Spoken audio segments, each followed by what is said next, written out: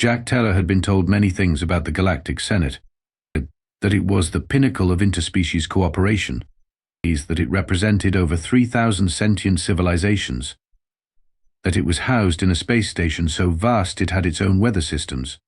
What nobody bothered to mention was that everyone would be wearing enough armor to make a medieval knight look underdressed. Identification and species classification demanded the security drone hovering at the Senate entrance, its voice somehow conveying boredom despite being synthetic. Jack Teller. Human.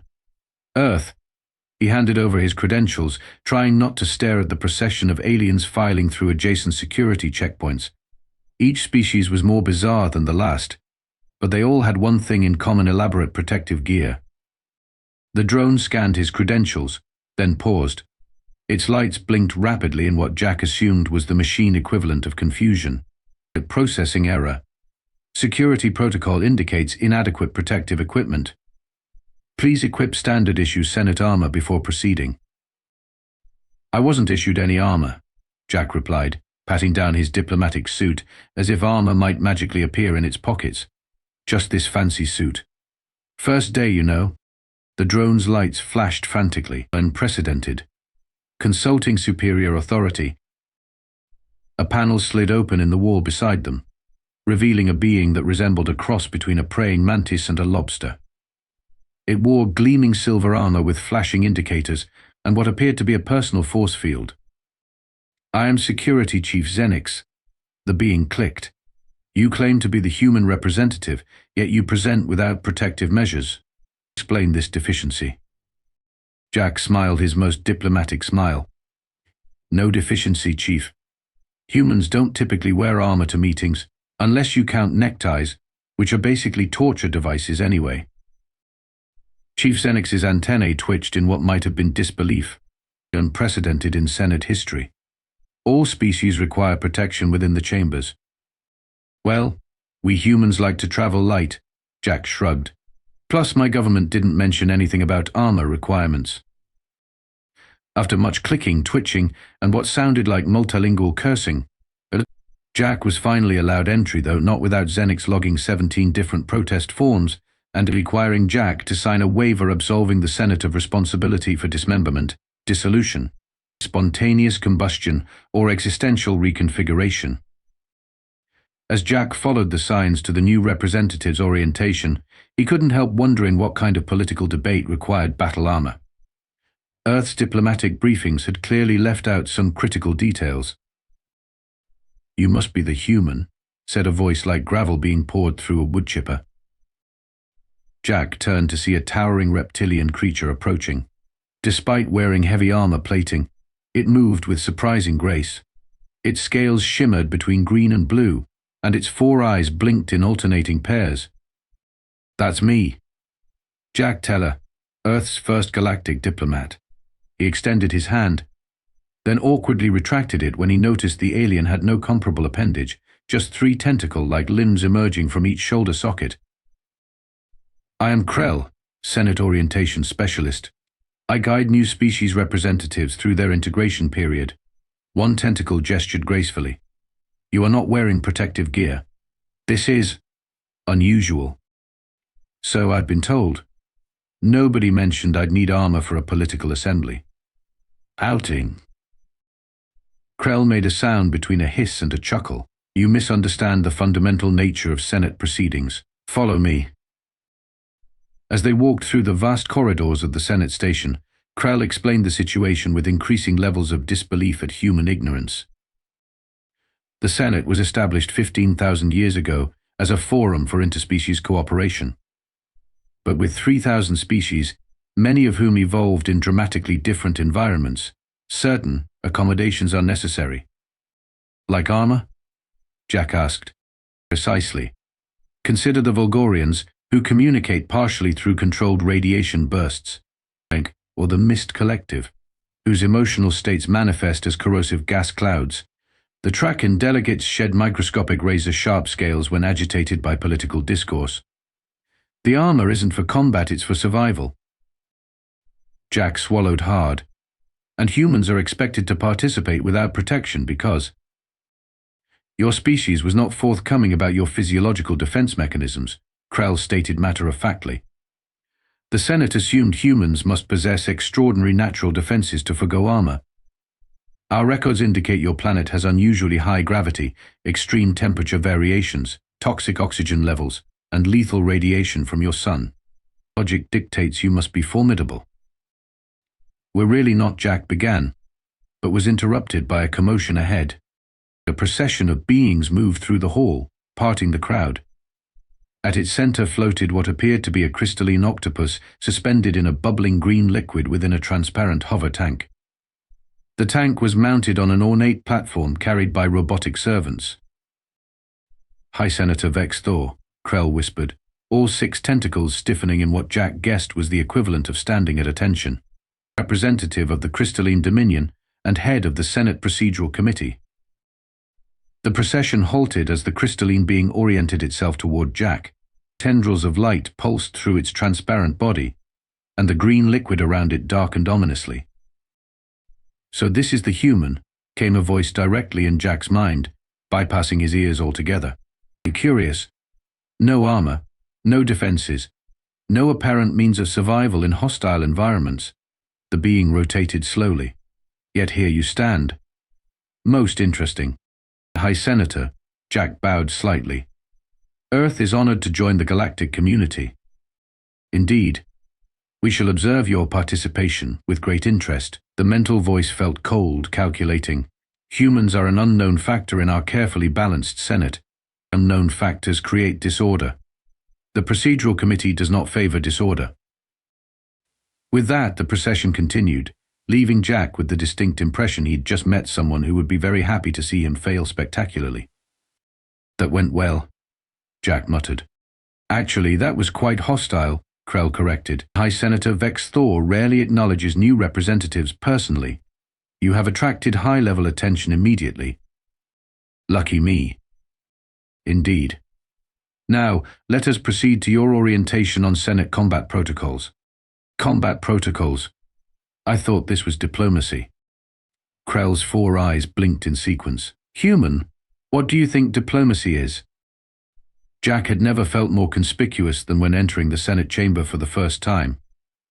The massive spherical room contained hundreds of floating platforms arranged in concentric rings, each hosting representatives from different worlds. Every single being wore some form of protective gear, from simple breathing apparatus to full mechanized battle suits. And then there was Jack, in his standard-issue Earth diplomatic suit, feeling like he'd shown up to a paintball match in a tuxedo. "Representatives will take their positions for the 427th session of the Galactic Senate," announced an automated voice as Jack was guided to Earth's newly installed platform. "Remember," Krell instructed, "remain on your platform unless formally recognized. The gravity fields between platforms are selective in their enforcement." "Meaning?" "Meaning unauthorized platform transitions result in a 20,000-meter free fall through the Senate's central shaft," Krell explained casually, "a minor deterrent to informal debate tactics." "Right. Stay put." "Got it." The session began with what Jack assumed were formalities, though it was hard to tell since many species communicated simultaneously through various means audible speech, light patterns, electromagnetic pulses, and methods he couldn't even identify. Session topic: Resource allocation for frontier development, announced the central system. "This is where it typically gets interesting," Krell whispered. Interesting how Jack's question died as a representative from a gas giant planet released a cloud of noxious yellow vapor to emphasize a point. Across the chamber, warning lights flashed on dozens of armor suits. A delegation of what looked like sentient plants extended razor-sharp thorns in apparent disagreement, while a being composed entirely of living metal began emitting high-frequency sounds that made Jack's feelings hurt. "Normal parliamentary procedure?" Jack asked weakly. "Quite restrained today, actually," Krell nodded. "The Magma Consortium representatives haven't even begun weeping superheated plasma yet." As if on cue, a group of molten beings on a distant platform began to glow white-hot, droplets of what appeared to be lava floating around them in agitated patterns. Throughout it all, Jack noticed High Senator Vex'thor's platform floating serenely at the chamber's center. The crystalline being seemed to be observing him specifically, those tendrils of light pulsing with what Jack interpreted as malicious interest. The debate intensified. A delegation resembling enormous jellyfish released a cloud of spores that dissolved part of a nearby railing. An insectoid representative extended wings that refracted light into blinding patterns. Two species were engaged in what appeared to be ritualized sonic warfare, their platforms vibrating dangerously. Yet strangely, Jack found himself unaffected. The toxic gases dissipated before reaching his platform. The sonic attacks, while annoying, weren't debilitating. The radiation bursts from silicon-based lifeforms tingled but caused no harm. "This is unexpected," Krell observed, voice filled with surprise. "You appear unaffected by standard Senate environmental hazards. Is that good?" "It is unprecedented." Krell's tentacles twisted in what might have been concern. Senator Vex'thor appears to have noticed as well. Indeed, the crystalline being was now fully oriented toward Jack's platform, green liquid around it swirling violently. "The human will address the Senate," came Vex'thor's mental voice, projected to all present. The chamber fell into relative silence. Jack cleared his throat nervously. "Earth appreciates the opportunity to join this august body and looks forward to contributing to galactic cooperation." "Curious," interrupted Vex'thor. "The human shows no distress signals, no defensive posturing, no protective adaptation. The being's crystalline body pulsed rapidly. One wonders what natural weapons a species must possess to stand unprotected among the galaxy's most dangerous lifeforms." The chamber erupted in a cacophony of concerned communications. Jack noticed many representatives increasing the power to their shields or backing their platforms away from Earth's position. "Human defensive capabilities are not logged in Senate records," Vex'thor continued. "Perhaps a demonstration is in order." Before Jack could respond, a beam of greenish light shot from Vex'thor's tank toward his platform. Jack instinctively ducked, but the beam dissipated harmlessly a meter from his position. "Fascinating." Vex'thor's mental voice sounded almost disappointed. "The Senate recognizes Earth's right to its secrets, but all secrets reveal themselves in time." As the session returned to its chaotic normal, Jack couldn't shake the feeling that he'd just been marked as a target. The only question was, a target for what? That was attempted murder. Jack exclaimed as he paced around his assigned quarters later that day. "He tried to zap me with some kind of death ray in front of the entire Senate." "Technically, it was a standard physiological examination probe," corrected Prill, an amphibious diplomat from the water world Aquilon who had introduced herself after the session. Her bluish skin glistened with protective mucus, and her large eyes blinked horizontally rather than vertically, though usually administered with consent. "It would have caused no permanent damage," rumbled Dawn, a massive being who resembled nothing so much as a walking mountain. His species, the Granosites, were living stone, and his armor consisted mainly of mossy padding to prevent him from scratching the station's floors. Perhaps minor cellular disruption, temporary paralysis, nothing fatal to most carbon-based lifeforms. "That's supposed to make me feel better?" Jack flopped onto a chair designed for a species with very different anatomy. "Why does everyone keep assuming humans have some kind of secret superpower?" "Because you're still alive," Prill said matter-of-factly, spraying herself with a fine mist from a device on her belt. "Most unprotected species would have dissolved, exploded, or been fundamentally altered on a molecular level within the first 10 minutes of a Senate session. We got lucky. Humans are surprisingly adaptable." Jack shrugged. "We evolved on a planet with wildly varying conditions. We're not the strongest or fastest, but we can handle a lot of different environments."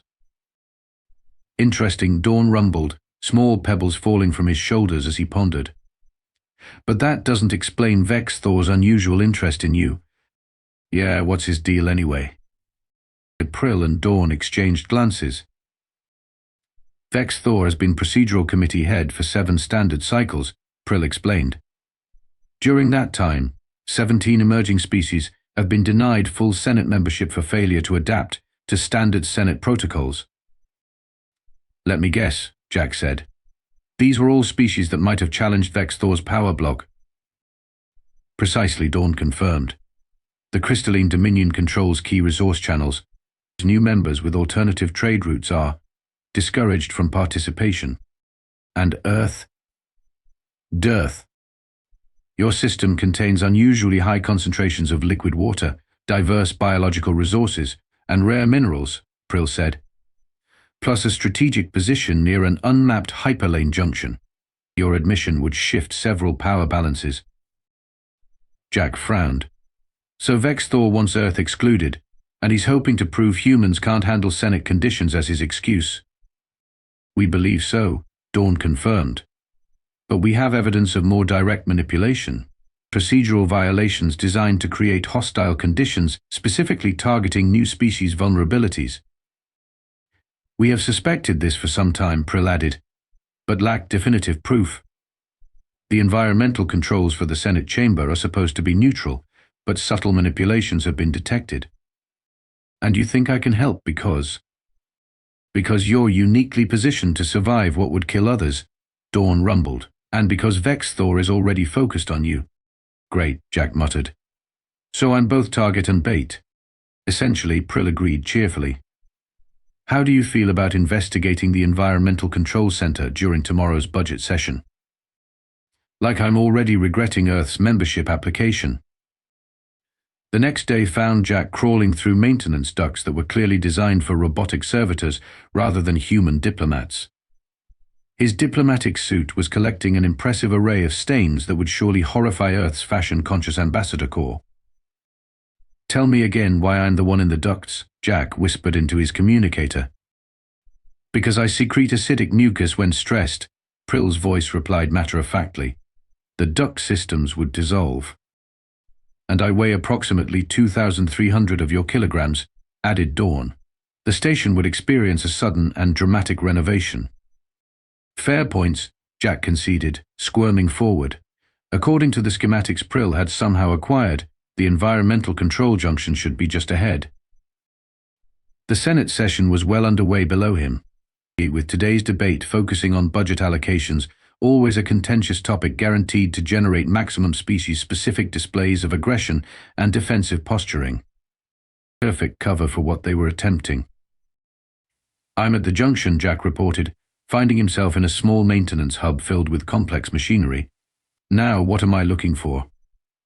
A crystalline module that doesn't match the others, Prill instructed. Standard Senate technology is biomechanical.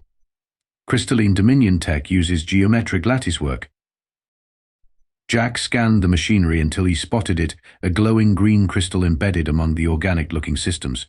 He found it. Definitely not factory equipment. That's our evidence, Dawn rumbled. The crystal is programmed to selectively enhance environmental hazards when activated by Vex'thor. Can you extract it? Working on it, Jack replied, carefully disconnecting the device. As he did, alarms blared throughout the system. That's probably not good. Most definitely not, Prill confirmed. The Senate chamber environmental safeguards are shutting down. Without them, every species' natural defense mechanisms will affect everyone. Dawn finished grimly.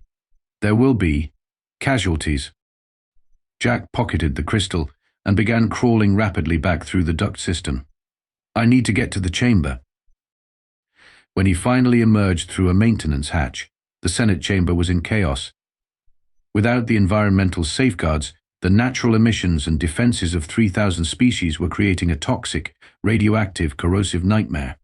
Many representatives were evacuating, their armor systems overwhelmed. At the center of it all, Vex'thor's platform remained protected by a powerful shield, the crystalline being observing the chaos with what Jack somehow knew was satisfaction. As emergency override protocols activated, came the Senate's automated announcement. Chamber lockdown in effect. Emergency environmental purge in 3 minutes. What's a purge? Jack asked Prill through his communicator. Total atmospheric replacement, she replied, voice tight with worry. All air is vented to space and replaced. Anything not in sealed armor. Get sucked into the vacuum of space, Jack finished. Great. Bait. The Senate's central platform, normally reserved for ceremonial functions, rose to emergency status. Vex'thor's tank floated onto it, green liquid swirling triumphantly. Order will be restored. Vex'thor's mental voice projected throughout the chamber. Technical malfunctions happen occasionally. Unfortunate, but unavoidable. Those without adequate protection should evacuate immediately. Jack noticed something critical. While most representatives were fleeing in panic, humans weren't the only ones immune to the chaos. Vex'thor's allies seemed surprisingly well protected, their platforms positioned strategically around the chamber. It's a power play, Jack realized. He's eliminating opposition voices by creating an environmental disaster that only his supporters can survive. Jack did the only reasonable thing a human diplomat could do in such a situation, something completely unreasonable. He jumped platforms. The gravity fields between platforms were indeed selective, as Krell had warned.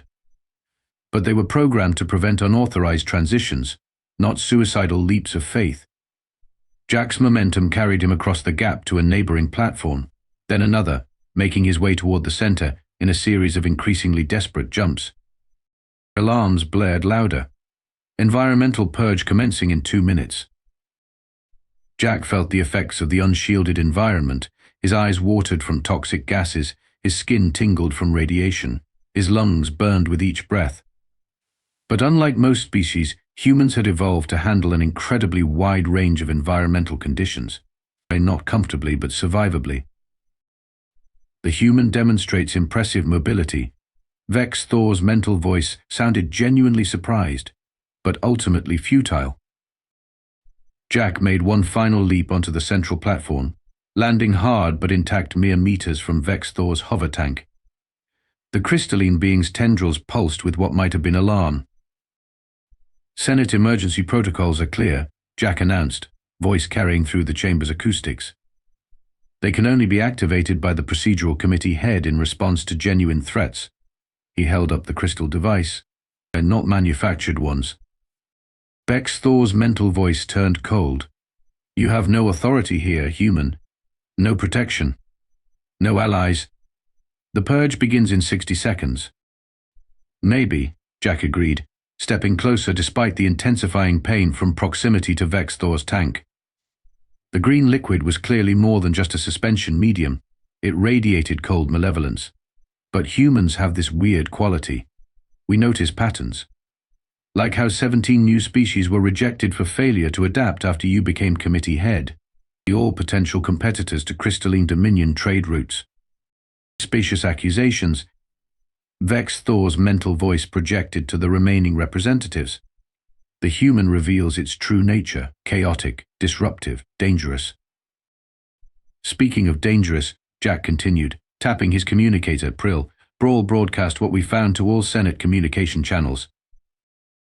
A holographic display appeared above the platform, showing the crystal device's internal programming, a sophisticated code designed to selectively target environmental vulnerabilities of specific species.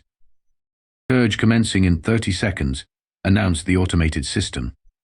Representatives still present gasped, clicked, flashed, and otherwise expressed their species equivalents of shock. Vex'thor's tank, liquid churned violently. Even if you survive this, human, your evidence means nothing.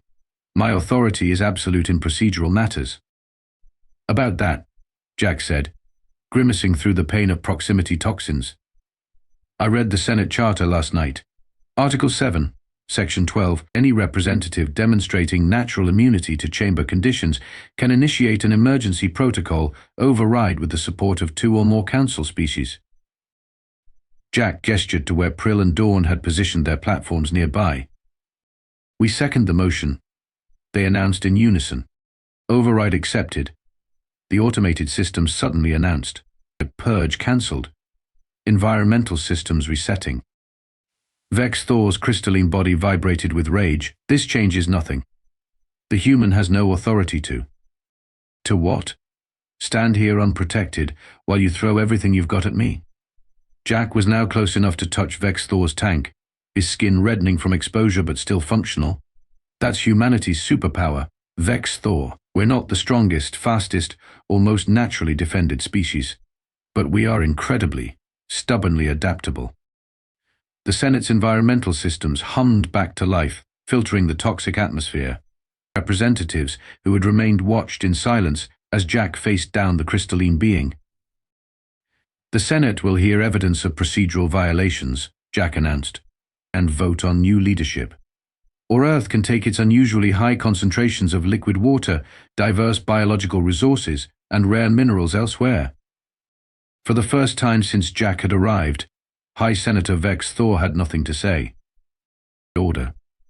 The Senate will come to order for the 429th session, announced the automated system one standard week later. Jack stood on the central platform, looking out at the assembled representatives. The chamber had been reconfigured since Vex'thor's dramatic removal. The former High Senator was currently enjoying accommodations in the Senate's specialized detention facility, and his tank liquid replaced with a much less impressive standard solution. Representatives of the Galactic Senate, Jack began, as your newly appointed procedural mediator, I'd like to thank you for your trust. Humanity is honored to serve. The irony wasn't lost on Jack. 1 week ago, he'd been an unknown quantity, regarded with suspicion and fear. Now, after surviving what would have killed most species and exposing a corruption scheme that had plagued the Senate for years, humans were suddenly the galaxy's favorite new members. The first order of business is approval of the new environmental protocols, Jack continued. As you can see, we've implemented a few changes. The chamber now featured segregated environmental zones, allowing species with incompatible biology to participate without harming others. Gone were the days when a heated debate could literally become heated enough to melt silicon-based life forms. Additionally, the armor requirement has been modified to recommended but optional status, Jack added, gesturing to the various representatives. While most still wore protective gear, several had opted for lighter versions. Krell, now serving as Aquilon's chief diplomat, wore only a small humidifier rather than full aquatic armor. Finally, Jack concluded, the Senate has approved Earth's proposal for a diplomatic training exchange. 20 Senate species will send representatives to Earth, while 20 humans will join various Senate delegations. We believe this will foster greater understanding and cooperation. What Jack didn't mention was that Earth's government had been ecstatic about the arrangement. You're telling me aliens think we're basically indestructible super beings? The Secretary General had exclaimed during their last communication. Play that up, Teller. We're finally getting some respect around here. After the session, Jack met with Prill and Dawn in what had become their regular meeting spot, a lounge modified to accommodate their wildly different physiologies. I still don't understand why humans were so underestimated, Dawn rumbled, sipping a cocktail made primarily of dissolved minerals. Your adaptability is clearly your evolutionary advantage. Humans are paradoxical, Prill observed, spraying herself with mist. Simultaneously fragile and resilient.